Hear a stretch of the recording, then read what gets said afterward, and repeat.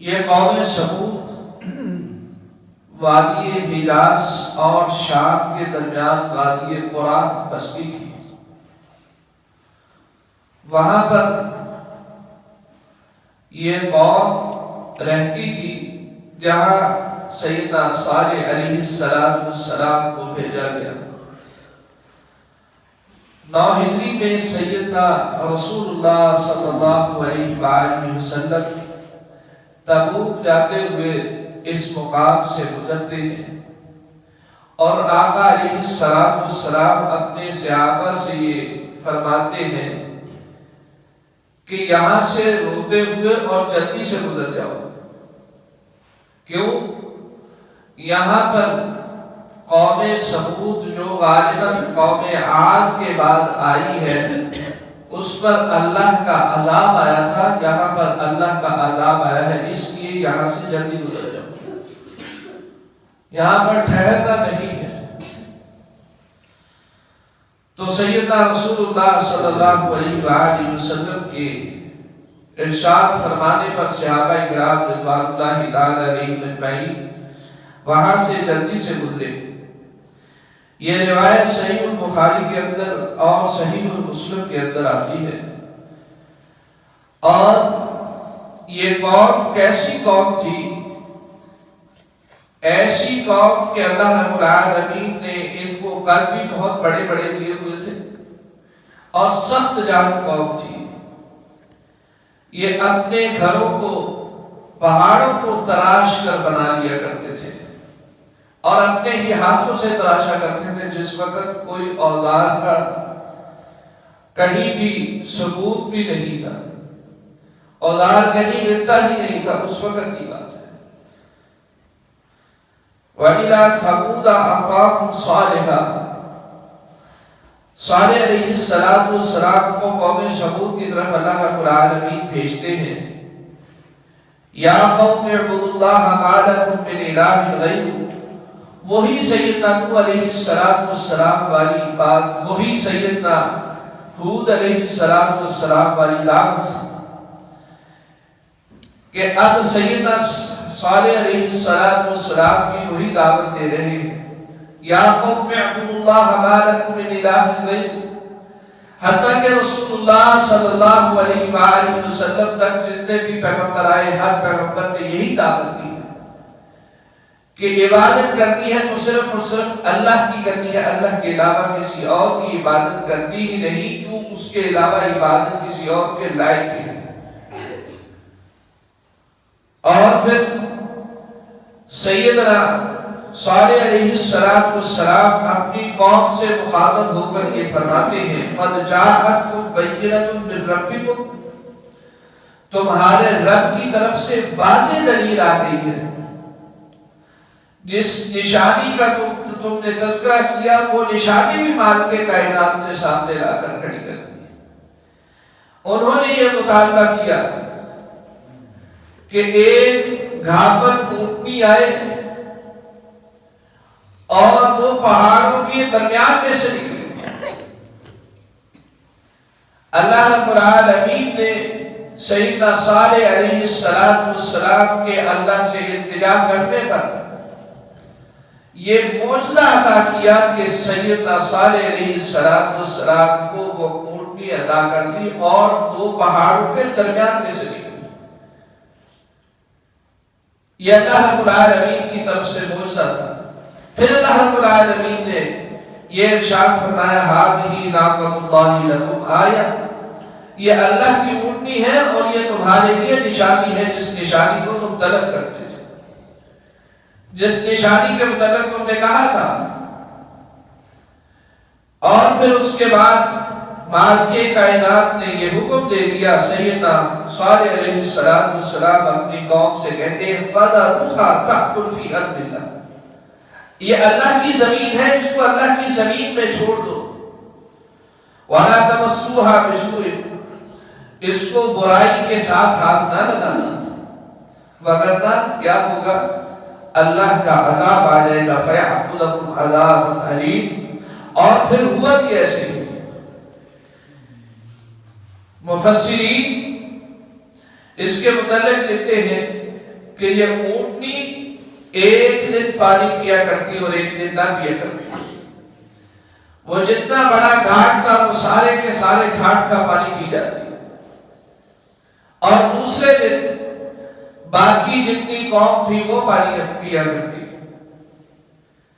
جب قوم والوں کو یہ بات ناگوار گزری تو انہوں نے اسی اونٹنی کی طرف جس اونٹنی کو خود طلب کیا تھا، جس کے متعلق خود صالح علیہ السلام سے کہا تھا کہ دو پہاڑوں کے درمیان میں سے اونٹنی آئے اور اونٹنی بھی گامن ہو، وہ اونٹنی آئی.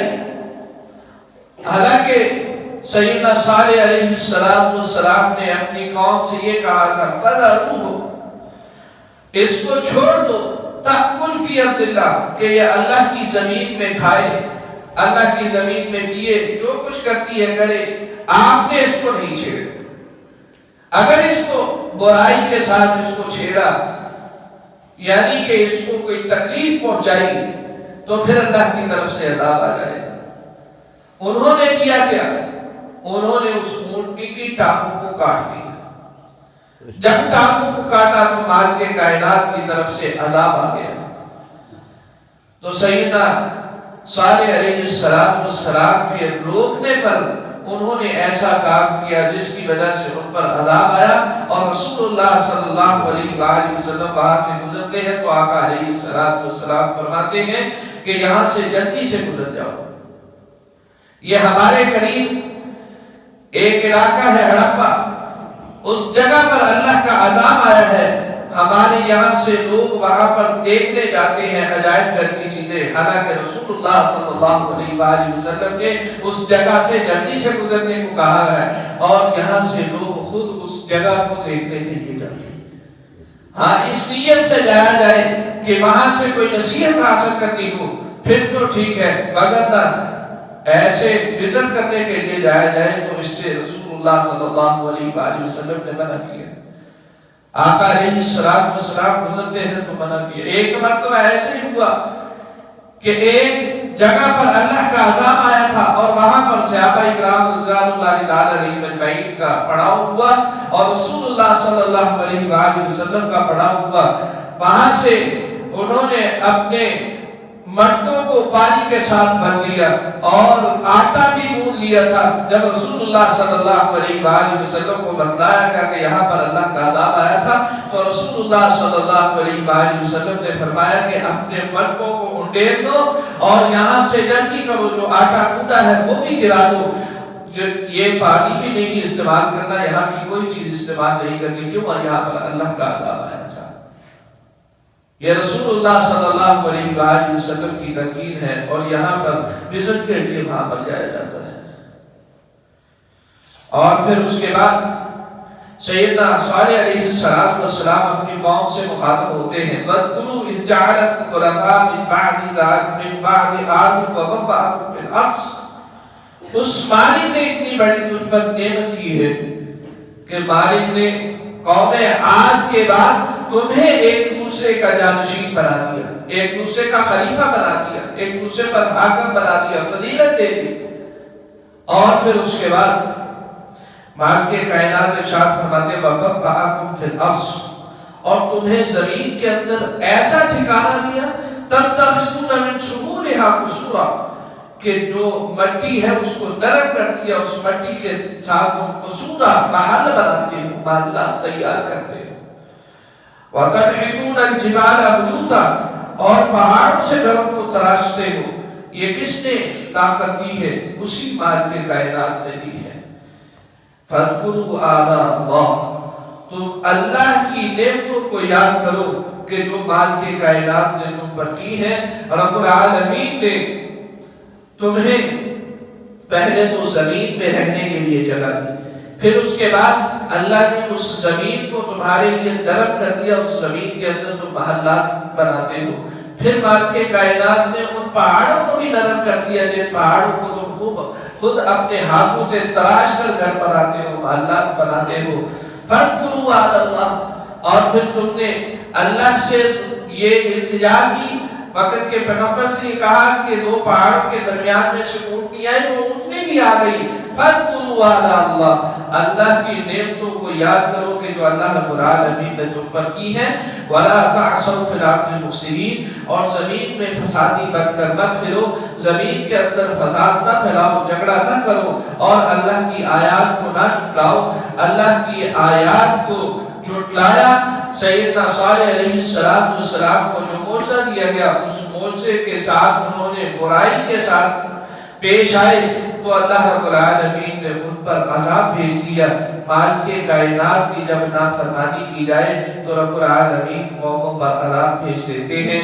یہاں پر ہماری قوم پر رسول اللہ صلی اللہ علیہ وآلہ وسلم کی امت پر عذاب کیوں نہیں آتا؟